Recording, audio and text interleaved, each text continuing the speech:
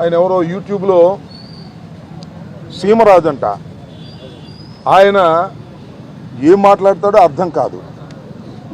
మా కండువానే వేసుకుంటాడు, వైసీపీ కండువానే, మా మనిషిగానే ఉంటాడు, మమ్మల్ని అసభ్యకరంగా మాట్లాడుతుంటాడు, భయంకరంగా మాట్లాడుతూ ఉంటాడు, పచ్చి బూతులు మాట్లాడుతూ ఉంటాడు. మళ్ళీ ఇవాళ నేను ఇది మాట్లాడాను కదా, మళ్ళీ రేపు యూట్యూబ్లో మళ్ళీ మాట్లాడతాడు ఆయన. ఇది జరుగుతూ ఉంది, దీని మీద మీరు యాక్షన్ తీసుకోండి అని చెప్పేందుకు నేను ఈ రోజున ప్రత్యేకంగా ఇవ్వటం జరిగింది. చూడండి ఒకసారి ఆయన పెట్టేటటువంటి యూట్యూబ్లో ఆయన మాట్లాడే మాటలకు ముందు ఆయన థంబ్ లైన్స్ ఏంటో ఒకసారి చూడండి. ఇది ఒక థంబ్ లైన్ ఏంటంటే, ఏపీ టోల్ గేట్ వద్ద అడ్డంగా దొరికిన సంజన సుకన్య రంగంలో అంబటి రాంబాబు. ఇది మా మనోభావాలు దెబ్బతినవు దీనికి. ఒకటి. రెండు, ఒరే ఆంబోతు, మా పార్టీని మింగబెట్టడానికే కదరా నువ్వు ఉన్నది. సీమరాజు సంచలనమైన ప్రెస్ మీటు. ఇది సీమరాజు గారు. ఇదొకటి. రెండవది, సుకన్య సంజనలో వదిలేసి నా వెంట పడ్డాడు Ambati Rambabu. I love you Raja. చాలా కామెడీగా ఉంది కదా, ఇట్లా పెడుతుంటాడు. ఇప్పుడు మా మనోభావాలు దెబ్బతినకూడదు. కానీ చంద్రబాబు నాయుడు గారిని ఏమన్నా అన్నా, లోకేష్ గారిని ఏమన్నా అన్నా, వాళ్ళ మనోభావాలు మాత్రం దెబ్బతినిపోతాయి. డీజీపీ గారి దగ్గర నుంచి ఎస్ఐ వరకు కేసులు పెట్టి లోపలేసేస్తారు. కానీ ఇక్కడ మాత్రం మా మనోభావాలు దెబ్బతినవు.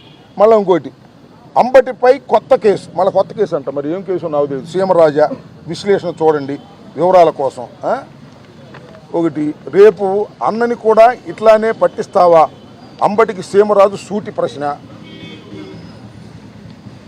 ఈ రకంగా ఒకటి కాదు రెండు కాదు, శాంపిల్స్ మాత్రమే మీకు నేను చూపించేటటువంటి ప్రయత్నం చేశాను. మరి ఎవరో ఈ సీమరాజు నాకు తెలియదు. నేను ఇంతకు ముందు కూడా ఒకసారి చెబితే సర్దుకుంటాడేమో అనుకున్నా, సర్దుకోకపోగా మరింతగా రెచ్చిపోతున్నాడు.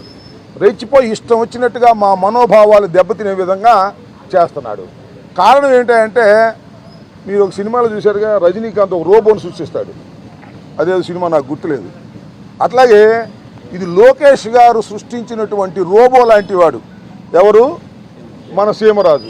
లోకేష్ గారు ఏం చెప్తే ఆయన మాట్లాడతాడు. లోకేష్ గారే దగ్గరుండి దీన్నంతా నడిపిస్తాడు. బ్యాటరీ అయిపోతే రోబోకి మళ్ళీ బ్యాటరీ ఛార్జ్ చేస్తారు కదా, మళ్ళీ ఛార్జ్ చేసేది కూడా లోకేష్ గారే. ఆయనే పెట్టుబడి అని ఒక పెద్ద స్టూడియో, దానిలో పెద్ద హంగామా తయారు చేసేందుకు కొంతమంది మనుషులు, ఒక పెద్ద ఇండస్ట్రీ లాగా పెట్టి లోకేష్ గారి సృష్టితో తయారైనటువంటి సీమరాజు రోజు విచ్చలవిడిగా మమ్మల్ని దూషించే కార్యక్రమం చేస్తున్నారు. చాలామంది అన్నారు, ఎందుకండి వదిలేండి సార్ ఆ సీమరాజుని, అతను అట్టగా మాట్లాడతాడు, మీ దాన్ని పట్టించుకోమాకండి, అనవసరంగా అతనికి ఎక్కువ ప్రిఫరెన్స్ ఇస్తున్నారేమో అన్నారు. కాదు, నేను మనవి చేస్తున్నాను. ఆ సీమరాజు అనే వ్యక్తి లోకేష్ ఆదేశాల మేరకు పనిచేస్తున్నాడు కాబట్టి ఇవాళ మొదటి కంప్లైంట్ నేను ఇవ్వడం జరిగింది. చట్ట ప్రకారంగా వదిలే ప్రశ్నే లేదు, ఎంత దూరమైనా వెళ్తామని ఈ సందర్భంగా నేను మనవి చేస్తున్నా. పోలీసు వారు దీని మీద కేసు రిజిస్టర్ చేసి తన మీద యాక్షన్ తీసుకుంటారా, తీసుకోరా? తీసుకోకపోతే అర్థం ఏంటో తెలుసా? వారే దీన్ని ప్రోత్సహిస్తున్నారని కూడా అర్థం కావాల్సి ఉంటుంది ప్రజలకి. ఈ విధంగా జగన్మోహన్ రెడ్డి గారి మీద, ఇది నా మీద పెట్టినే చూపించా, ఇంకా జగన్మోహన్ రెడ్డి గారి మీద, భారతి గారి మీద ఎంత భయంకరంగా ఆయన వీడియోలు పెడతాడో మీరు ఒక్కసారి యూట్యూబ్లోకి వెళ్ళి కొట్టి చూస్తే అర్థమవుతుంది. ఇదంతా వెనకుండి నడిపిస్తున్నటువంటి వ్యక్తి లోకేష్ గారు. నేను మనవి చేస్తున్నా, ఆ సీమరాజు మీద యాక్షన్ తీసుకునేంత వరకు ఇవాళ మొదటి కంప్లైంట్ ఇక్కడ ఇచ్చాం.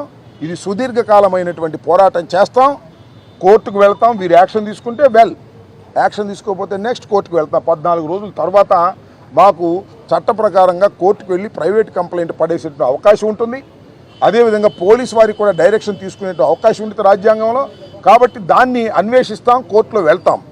అక్కడ కూడా మాకు కాకపోతే హైకోర్టుకు వెళ్తాం, అక్కడ కూడా కాకపోతే సుప్రీంకోర్టుకు వెళ్తాం. ఎక్కడికైనా వెళ్ళి ఈ సీమరాజు అనే ఒక అరాచకవాది యూట్యూబ్లో చేస్తున్నటువంటి వీడియోలు అసభ్యకరంగా ఉన్నాయని నిరూపిస్తాం. అతని మీద చట్టపరమైన యాక్షన్ తీసుకునేందుకు కూడా వెనుకాడే ప్రశ్న లేకుండా పోరాటం చేస్తామని మనవి చేస్తున్నా. నేను ఈ ఎలక్షన్ అయిన వెంటనే కూటమి ప్రభుత్వం వచ్చిననే అంబటి రాంబాబు భయపడిపోతాడు, ఇంక బయటకు కనపడాలనుకున్నాను నేను. ఆ ప్రతిదానికి వచ్చేస్తున్నాడు సీమరాజు. వచ్చాడు ఆ? వచ్చాడు. చాలా ఆశ్చర్యంగా ఉంది ఏంటని. ఎక్కడో మన లోకేష్ మీద కూడా పెద్ద రిపోర్ట్లు ఇచ్చేసాడు. ఏమిస్తే ఏమవుతుంది?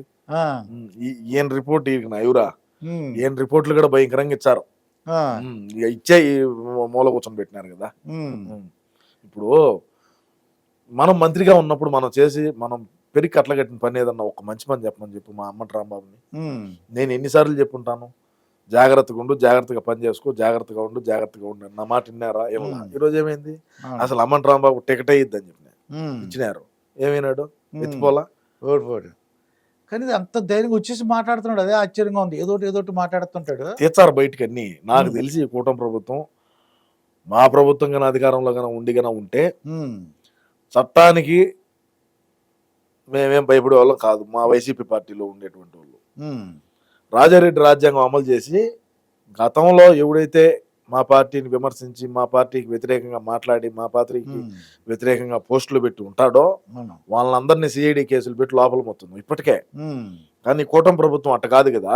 అవును. చట్టము న్యాయం అంటారు వీళ్ళు. వీళ్ళు అవును. మాదట్టు ఉండదు. ఉమ్, మాదంతా రాజారెడ్డి రాజ్యాంగం, వీళ్ళది భారత రాజ్యాంగం. ఉమ్. అది కథ. ఇక శ్యామలన్న కొత్త ఆవిడ వచ్చిందని ఈ మధ్యన, ఆవిడకు అధికార ప్రతినిధి అంట. ఉమ్, ప్రతిదానికి ఆవిడ వచ్చేస్తుంది. ఉమ్. ఏంటి అసలు శ్యామల గారిపై మీ మీ పార్టీ ఏంటి అసలు ఏమనుకుంటుంది? ఇప్పుడు రోజా అవుట్డేటెడ్, రోజు అవుట్డేటెడ్. ఊరు దేకరు. ఎవరు దేకరు. నాదంటావా నాది నిరంతర ప్రక్రియ. అన్నకి ఎక్కడ డ్యామేజ్ జరిగినా, అన్నకి ఏదైనా ఇబ్బంది అయితే నేను నా వీడియోల మూలకంగా నేనైతే రాష్ట్ర ప్రజానీకానికి, మా పార్టీలో ఉండేటువంటి కార్యకర్తలకు, నాయకులకు నేనేమో నా మెసేజ్ నేను ఇచ్చానే ఉంటా. అది ఎక్కడ ఫుల్ స్టాప్ పెట్టేది కానీ ఆపేది కానీ ఉండదు. ఉండదు. ఇంకా ఎవరో ఒకరు మాట్లాడాలి కదా. అమ్మంటి రాంబాబు అంటావు, ఈడు పోలవరం ఎప్పుడు కడతావంటే నాకు తెలియదు, నేను ఎందుకు చెప్పాలి మీకు, నాకు అర్థం కాదు పోలవరం గురించి అన్నటువంటి ఈ మహానుభావుడు. సరే, 5 ఏళ్ళకు 2019 నుంచి 24 వరకు చూసినారు అందరు ప్రెస్ మీట్లు, అన్ని కథలు, అన్ని